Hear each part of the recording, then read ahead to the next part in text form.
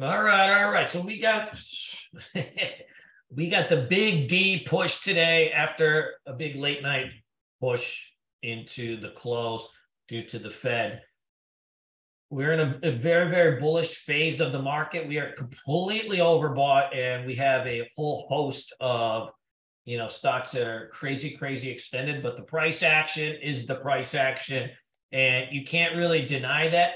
Always remember that when you're coming out of these like big, big ranges, the action will be very, very fast, very, very aggressive.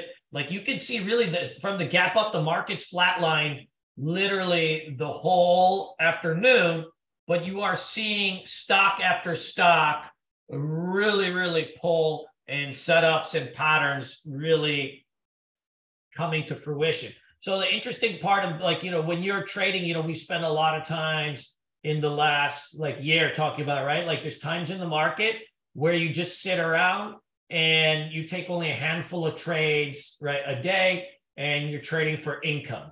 So what I mean by that is when the market was doing this back here, right, we were trading really a lot of just like Tesla, NVIDIA, AMD, because all the stocks are moving together, and it's just scalpy McGee's. You're taking $1 here, you're taking $1 there, and right, you're just adding it up into, trying to make your $1,000, $2,000, $3,000 or whatever your goal is for the day. It should be 5 to 10% a week for day traders. If you're in that specific market condition.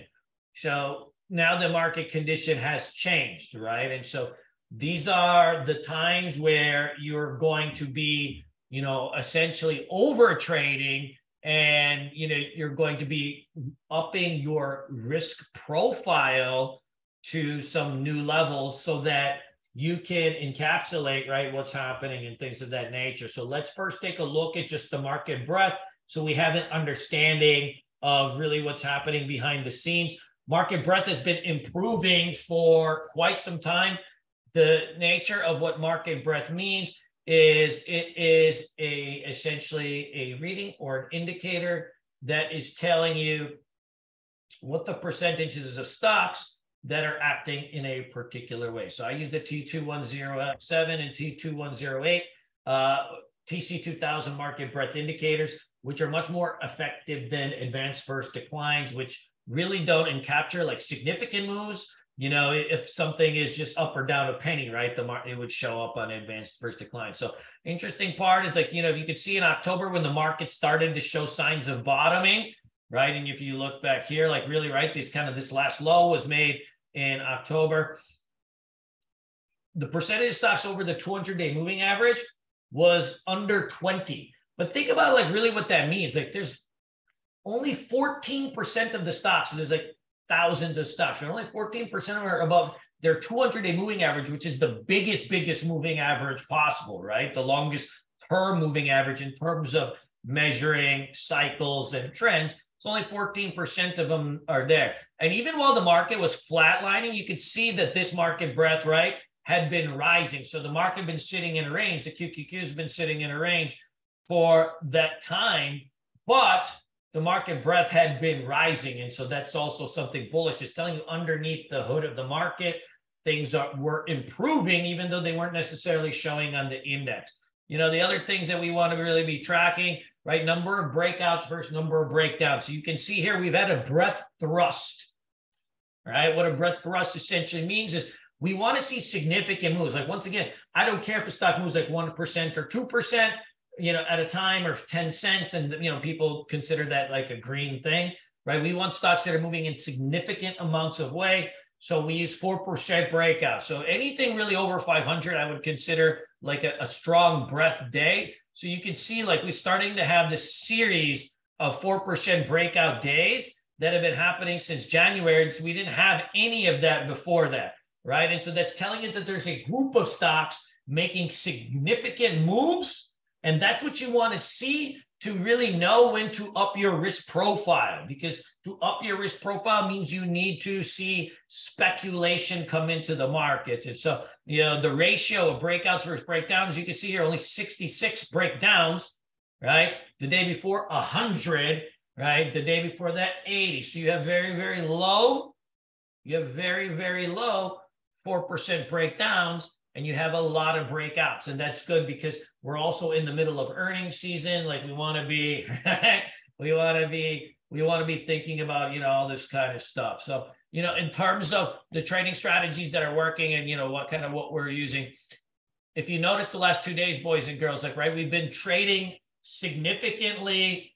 We've been trading significantly more trades, right? So it's all day we've been trading GSUNs and AMJAMs and coins and anything we can get our hands on. So it doesn't really matter, small caps, right? Small caps, large caps, whatever, wherever the heat is, the heat is. But as this market heats up like this, then you want to raise your risk profile. How you raise your risk profile in trading is you can either increase the size of your trades, right? So instead of risking $400 per trade, you're risking 500 or 700 or whatever it might be. But I think the easiest way to up your risk profile in trading is to just increase, right, the number of trades that you're doing, right? So you have size, but then you have what we think of as velocity or frequency, right? So moving your money around faster, right, is the velocity of money. Frequency is, right, how many trades you're taking. Instead of 4 trades a day, right, you're taking 8. Instead of 8, you're taking 16. That'll up your risk profile also very, very significantly. So let's talk about the trades for today. So we started off the day already, we started off the day shorting because of the gap up. There's usually inevitably, I would say, some type of pullback into the market. And so what I want to be doing is looking for rubber band setups and things of that nature. So, our first trade of the day was on this AI. Let me get rid of all these lines here. So if you go on the daily chart, first of all, AI is very, very extended. It was $10, got up to $24. If you look here, where the 9 EMA is, it's $4 over the 9 EMA. And you're coming into this level of resistance that it was just at recently in September, October. So, I would consider this kind of like a 2-tapper, and you're extended going into. So you had 89 stochastics, which is extremely overbought. And then you just can see the eye test, right? This has got a lot of heat going into the resistance. So first trade of the day, I'm using this kind of if we pop into this and then roll over, I want to be shorting this. So as this popped in, right, and we start to roll over and it's hanging out under the VWAP, I take this thing short at 2260s. And, my plan is if it goes green to red, then, we'll get this kind of push down into here. So into this first kind of push down, you can see, I started to cover some into the 22s, into the EMAs. Then I took off some more at the green to red spot. I'm watching it around this area. And I want to be taking off into that spot because in a bull market, so green to red is a bear market strategy, a bear market tactic, meaning in bear markets, when stocks go green to red, we're hammering on them for shorts. But that's a bear market tactic. We're not necessarily in a bear market right now, as you can tell by the action. So what we want to be doing is using those green to red spots to actually take more and more off the table on these. So I wanted to cover some into this, and then, we kept covering down into this, and I kept a lotto here. And when it went back red to green, you get out. So just a very, very simple setup, so I ended up taking a buck on most of the shares, nothing that crazy. Once again, we're in a very, very strong market. You're not going to make that much money shorting unless you just get crazy, crazy parabolic on some things. All right. So I think that becomes, really, really important. The next trade we took, this is a very, very simple setup. You guys can do this setup very easily, all right? This is a bread and butter setup that you have to use every single day. AMD had earnings out yesterday, so you can see this big push here on earnings. When stocks have earnings out, right? When stocks have earnings out, the next day, if you have a week open, right? So if you have a week open, so what I mean literally is it's red on the day. So a stock closed at 86, it opens down at 85.70, it's red 30 cents, right? So when it goes red to green, so the good thing on TC2000 is, right, you can use this dotted line as a way to measure the red to green spot. So literally, as soon as it goes red to green, right, we want to be hammering this thing. And I gave it just like a little bit more second. It was moving pretty damn fast. So I ended up getting a little bit closer to 85, but whatever, right? So now like you start to push into this. This is the old previous day's high. That's good. When you break over that, now you're going to get this breakout. And then we want to just start scaling out of this thing. So like, as always, into these first pushes, like I want to sell off half. So I got some a little bit under 86 at 85.72, and I just starting to peel out portions of this thing, right? And then into the next spike, I keep selling and selling and selling. So then I get out some at 86.06 and then 86.30s into the next one. The reason I want to do that, right? So like one of the questions people I always ask is like, well, why would you just sell straight into the, the spike like that? A red to green is meant to be a scalp trade. It's a scalp trigger entry, nothing more.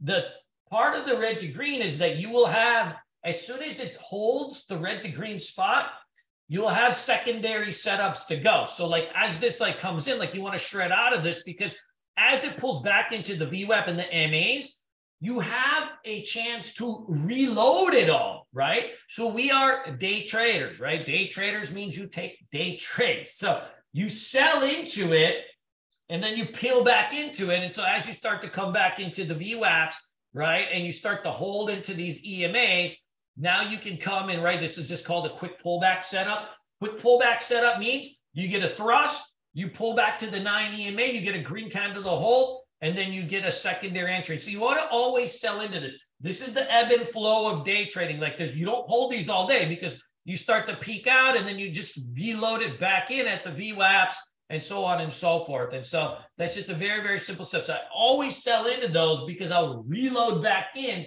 towards the VWAP. So that becomes that's a bread and butter type of technique that we do. While we're simultaneously in AMD and some of these other bad boys, right? Like we want to keep, coming in. So, I started reloading in the video, right? And then we're scaling out of this thing, 213, 214, so on and so forth. Now, this is just an ORB setup too. So when you have ORB setup, like it's not anything that you have to do. It's nothing crazy. Like all you're doing, right, is these are scalp setups. It's called ORB, which means open, right? It's an opening range setup. So you start to pop up. While we're already in AMD, you need 1 candle, 2 candles, 3 candles, sideways movement. And then now you're ready. Now you're ready to shred this thing. Like now you've got yourself, right, a good old fashioned shredder. So I have this thing at 212 right as you start to break out over this thing. And it's the same type of deal. Like I'm only risking like 30, 40 cents on this. It either works right away or not. All right. So like into the first spike, 213.40s, sell off half, right? And then the next spike, I sell off a quarter. And I left $1 on the table here. That's okay. Like this is the open. The trend hasn't set yet. Like what's going to happen, guys, is they're going to inevitably pull back and do stuff. The trend at the open hasn't set yet. It's just an opening range play. So it's a scalpy McGee. You take the opening range breakout, you peel out every buck. You can reload as you pull back. Like see in this one, like it's not like AMD where it pulled back into the VWAP and held and you have like a much easier setup. So like you didn't get a secondary setup in this one, that was clean where like, in AMD, you got a better one. So that's why you are always watching, right, multiple stocks as you go through this. So this just becomes like a very, very, you got to always kind of keep sticking and moving. You have the open, quick spikes, and then you reload as you get the retracements and things like that. While we're doing this, we took a lot of trades at the open, right? And we came in on the red to green on Peloton. This is like just a very, very simple scalp setup, right? You get the gap down. When you go red to green, like, we have like preliminary targets over here, the 1690, 17 zone that you kind of want to, sell into. Now, this is a longer term base breakout. So I really like this setup. You had earnings out on this yesterday. So same type of deal as AMD. This had 80 million shares in volume yesterday. It had earnings out yesterday. So it's just like AMD, right? You gap down, you get that weak open. It's a gift, right? It's a gift where you say like, hush, hot damn, like instead of gapping up and me having to chase this, I got the gap down. And then when you go red to green on it, you can take it. And you really only want to use like a 10, 15 cent stop. So I had 1636, right? And we want to sell off into the 1680s and 17s. And then, I always keep some for lotto. So I kept the 4 for lotto, got stopped out flat on the rest. But the thing is, like, you want to sell into this push anyways, because once again, as you get into this, you got to remember the stages of your trading day. The open is the spiky and scalpy McGee.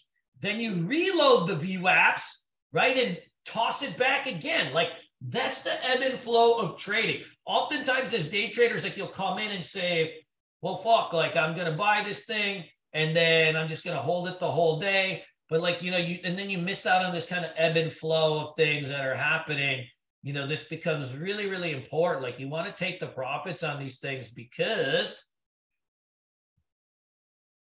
that's all, that's the nature of the game. So now you can see, like, there hasn't been anything like, shorting is really hard in this market right now. So you got to be a little bit careful. Now we took another ORB. So I took a lot of ORBs today. I normally don't like to get this crazy into the heat, but once again, like, we have to up our risk profile. SI was another one. You got a gap up on this. Love the chart on this. You got high short interest. The rumor mongers on this stock has been like, hey, they're going bankrupt. They're stealing money from customers, all this stuff, right? So when you hear stuff like that, what do we inevitably want to do? Right? Good is bad, bad is good most of the time in the markets. So now this thing starts to spike up, right? And it just consolidates. So you need minimum 3 candles to build an ORB. So you got 1 candle, 2 candle. If it breaks here, you can't take it, right? Because it's just a second candle. 3rd candle, 4th candle, 5th candle, 6th candle, 7th candle. It took the 8th candle. And then, like you can see here, the 90 EMA really tightened up on it. As soon as this beasted over, I added 20.55. So I was maybe about 2-3 pennies late on this. And then it was literally off to the races. Like, boom, like into this first. You never expect them to really move this fast. Like, I was thinking it was going to move, right? But like, I didn't think it was getting to get to 25. So like into the first minutes, I sold half 21.30s, right? Because I got 80 cents. I was risking like 20 cents. And then into the next spike, I took off a quarter. And then I kept 1/4 for lottos. And this is where I made my mistake. I had to run to the bathroom, the kind of bathroom that takes more than 30 seconds. And so I got out of my lotto shares and I came back and this thing was $25. So a couple things I could have done better on that, I think, is, you can use a stop or a trailing stop. I've had no luck with trailing stops, at least in my particular career. So I got to be a little bit mindful of that, but I could have put a stop in it. For some reason, I always do that. Like if I got to run the bathroom, I'm just like, boom, I got to get out. And, I end up with, doing, I left myself a disservice here because I probably left like $2,000-3,000 on the table by not holding a couple of those lottos. So definitely, like, we want to be a little bit aware of this stuff. We've been trading all over the place. I did take one more trade in CVNA, and it was a little bit of a clunker. This stock gapped up here, pulled back into the 9. I like this kind of setup. It's too extended on the daily to get too much action out of it. But oftentimes we'll see like these big, like, monster cock squeezes like come out in the middle of nowhere. It's like when this stock was like hanging here, and it busts over the VWAP in this trend line. Like, I added some and just a half size because it's so extended on the daily. Like, you want to reduce your risk on this thing. And it popped up like it popped up okay. But then it like, so I sold off half into the spike. I think I got 1860. And then it just completely kerplunked and I got out at 18. I should have known that was going to happen. It's just up too many days in a row to really, have too much heat on it. If you get 50 cents or $1, like, you just kind of keep taking it if you see it. But you got to be always like really wary of, the dipsy do dunkaroos on stuff. Look, there's a lot of good setups that are happening. A lot of times, people give me a question like, what do you do on these big gap up days and stuff like that? Because the market gapped up 2%. The best setup to do on gap up day is like use the quick pullback setup So like if you get the big spike on a stock or it just gaps up, let it pull back into the 9 EMA. If you get a green candle to hold, put a stop loss under, and you can just like kind of roll that thing up, like same kind of deal. Like if you see this on like Amazon, right? You get the big gap up, like there's nothing you can do. Amazon's $1 trillion company. You can't chase it up. You probably don't even want to do an ORB on it because it doesn't move like that. You know, let it pull back in, grind down into that 9 EMA. You get the green candle to hold, and now you can load into this thing and you can probably sell some off, you know, sell most of it off back into the higher days. I love that type of setup. Like it's a little bit more of a patience play for a lot of us. Like we want to be hooting and hollering at the open, red to green, green to red, ORB, you know, all this kind of fun stuff. But, you know, the easiest setup I've ever seen, at least the most consistent one on momentum stocks, is like let it spike up, pull back into the night, you get the green candle to hold, and then now you're ready to, you know, roll into this stuff. Man, there's like a lot of heat going on. Who knows like how long it all stands. Like Meta, I mean, the ORB was at 183. I was convinced, and I've been trading for so long, 2008, right? I started trading full time. I did not think like you would have more follow through on this. Like I thought, you know, we get a couple bucks here, a couple bucks there. You know, even this ORB, I was like, you know, I thought probably it'd be choppy. You might get $1 or $2. Like you really got this. Like this kind of the midday move. So this is like a lunchtime move. Like this is at 188. It popped at 10 points during lunch. Like when does that ever happen, right? Like Meta popped 10 damn points during lunch. Like that's nuts. So there is some pent up demand on all these things. And you can see like, you know, basically what's happened is the market's just, there was nowhere else to go. You know, most of these stocks, Affirm, UPSTs, Metas, right, are down 80, 90, you know, % from the highs. There's really nowhere else to go. So, you know, as news comes out in the market, like, hey, the interest rates are doing this, inflation is doing this, like at some point that the market starts to shrug that off and say like, yeah, we know. Like, okay, so what? You know, and that's usually the hallmark of like some good trading. When the market can shove off like bad news, and we've seen that a lot, right? With like the big gap downs on CPIs that got bought up in the fall and stuff like that. When the market starts to shake off bad news, that's a good thing.